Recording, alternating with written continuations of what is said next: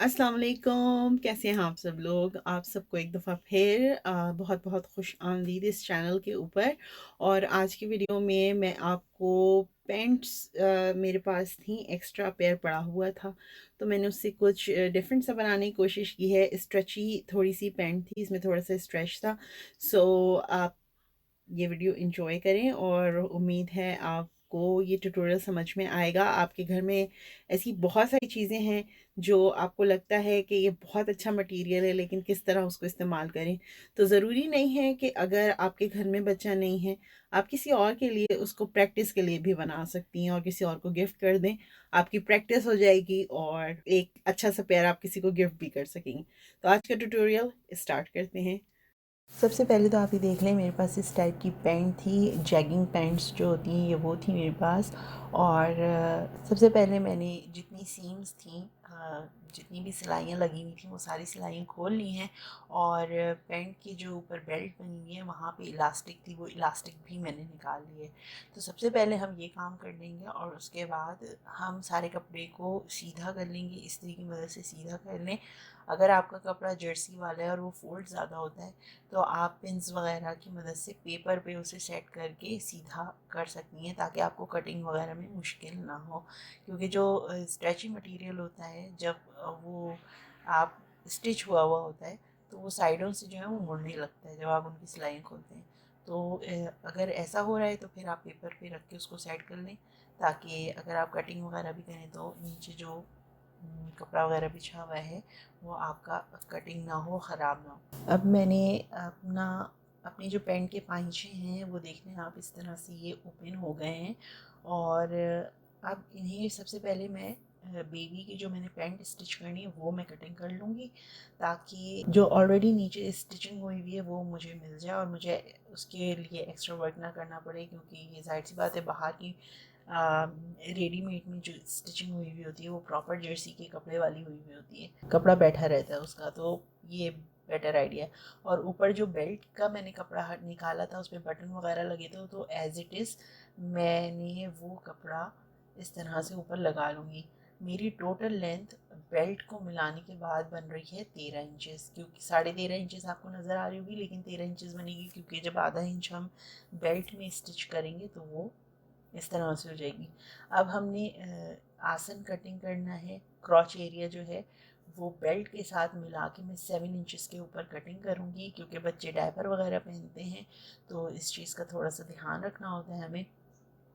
नीचे से जो हमारा पाइचा कटिंग होगा वो 3 इंचेस के ऊपर मैं कटिंग करूँगी। थोड़ा सा फिटिंग वाला बना रही हूँ मैं। और अगर आपका फैब्रिक स्ट्रेच नहीं होता तो फिर आप इसको 3.5 इंचेस 4 इंचेस तक भी रख सकती हैं। अब मैं इसे इस तरह से एग्जैक्टली कटिंग कर लूँगी और उसके बाद जो मेरा जो हिप्स वाला एरिया है उसको भी मैं 5.5 इंचेस के ऊपर कटिंग करके बराबर कर लूँगी। इसके बाद जब कटिंग फिनिश हो जाएगी तो इसको बस इस तरह से सिंपल सा स्टिच कर लेना है। और जो ऊपर हमारी बेल्ट बनेगी उसमें इलास्टिक डलेगी पीछे की तरफ, आगे की तरफ नहीं। और उसके बाद अब ऊपर की शर्ट कटिंग करने की बारी है। तो मैंने ये सोचा था कि हॉरिजॉन्टल और वर्टिकल फ्रंट पे रखूँगी, और जो पीछे का हिस्सा उसके ऊपर जैसे सीधी लाइनें इस तरह से आ रही हैं बिल्कुल इस तरह से रखूँगी। और आगे जो रखूँगी वो मैं एक हिस्सा जो है वो तिरछा रखूँगी और एक हिस्सा सीधा रखूँगी। लेकिन मेरे पास कपड़ा कम पड़ रहा था तो इसीलिए मुझे वो आइडिया ड्रॉप करना पड़ा। तो सबसे पहले मैं आपको इसकी मेजरमेंट्स बता देती हूँ, और मेजरमेंट्स बहुत सिंपल सी हैं। सबसे पहले तो ये डिसाइड कर लें कि लेंथ कितनी रखनी है शर्ट की। लेंथ जो होगी मेरी शर्ट की वो 11 इंचेस होगी।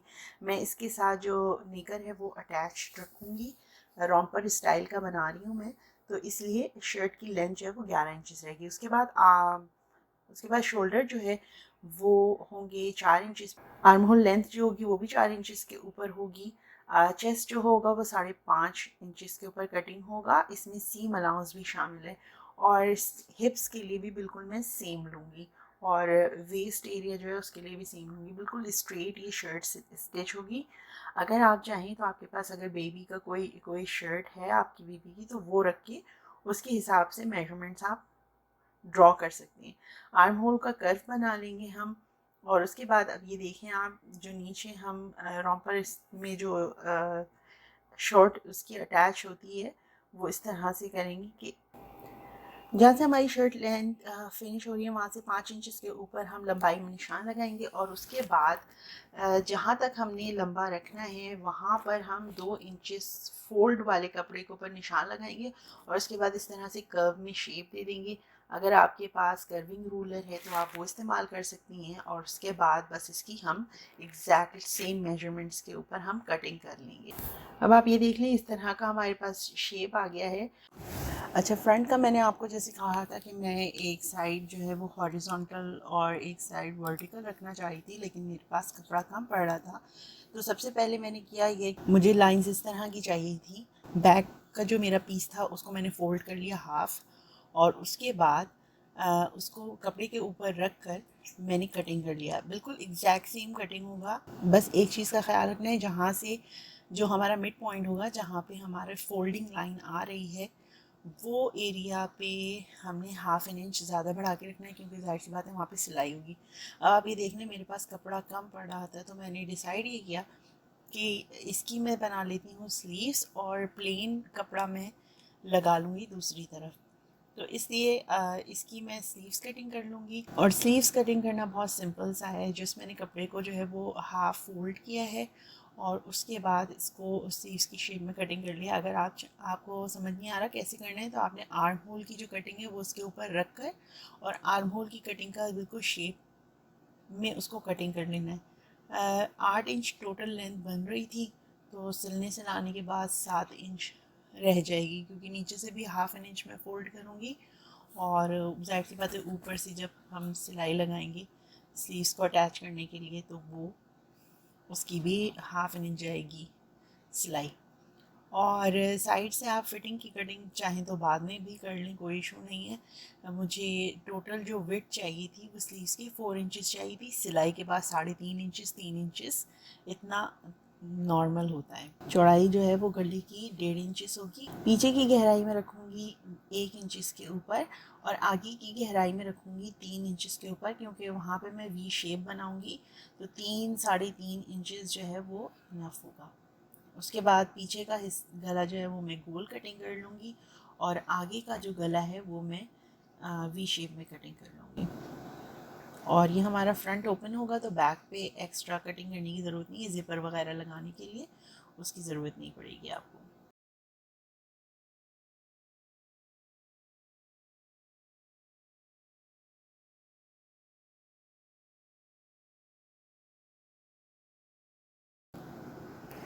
सारे पीसेस मेरे कटिंग हो गए। अब मैं जो है वो पजामा स्टिच कर लूँगी। पजामा आप ये देख लें, पहले बीच की सिलाई लगाई, उसके बाद पांचे मैंने स्टिच कर लिए, और ऊपर बेल्ट अटैच कर लिए। ये बहुत सिंपल सा प्रोसेस था, इसलिए मैंने आपको ये दिखाया नहीं है। और आप आगे से ये देखें कि बिल्कुल स्ट्रेट है बेल्ट, और जो पीछे वाला हिस्सा है वहाँ पे मैंने इलास्टिक लगा के, फिटिंग की वजह से इलास्टिक लगाई है, क्योंकि इस अगर आप बहुत ज़्यादा फिटिंग वाली बना लेंगी और साइड में ज़िपर लगा देंगी, तो इस एज में जो है वो इलास्टिक बिल्कुल परफेक्ट रहती है। ये इस तरह से हमारी पैंट क्यूट सी तैयार हो गई है। अब हम रॉम्पर की तरफ आते हैं। रॉम्पर के लिए सबसे पहले करना ये है कि मैं सारी पिन्स निकाल लूँगी, और सबसे पहले हम फ्रंट में जो हमारा बीच का हिस्सा है उसको स्टिच करेंगे। ऊपर से बस मैं 5 इंचेस छोड़ दूँगी, 4 इंचेस, 5 इंचेस जितना आप कंफर्टेबल हो उतना छोड़ दें, और बाकी बीच में से आप सिलाई लगा लीजिए इसको मुकम्मल। उसके बाद आप ये देखिए, ये इस तरह से साइड में आपका बिल्कुल, अगर प्लेन हो ना कपड़ा, तो उसके ऊपर इस तरह से मोटिव्स अगर आपके पास रखे हुए हों, या बेल इस तरह फ्लावर वाली बेल होती है, तो उसको बीच में से फ्लावर सिर्फ कटिंग करके वो आप यूज़ कर सकते हैं। इसके अलावा अगर आपके पास जैसे इमोजी वगैरह के स्टिकर्स होते हैं वो लगा सकते हैं। कढ़ाई करवाना चाहें, पाकिस्तान में तो जाहिर सी बात है ये फैसिलिटी अवेलेबल है कि मशीनी कढ़ाई आप करवा सकती हैं, तो वो चाहें तो वो करवा सकती हैं।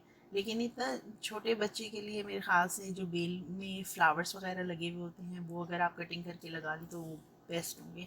अच्छा, मैं इसको बीच में से सिलाई करने के बाद ये जो चौड़ा मेरे पास कपड़ा है, टोटल कपड़े की चौड़ाई मैंने ली है 4 इंचेस, उसको डबल फोल्ड करके इस तीर से बिठा लिया और ये मैं ऊपर की तरफ अटैच करूँगी ताकि वहाँ पे मैं बटन्स लगा सकूँ। आप चाहें तो ज़िपर भी अटैच कर सकते हैं।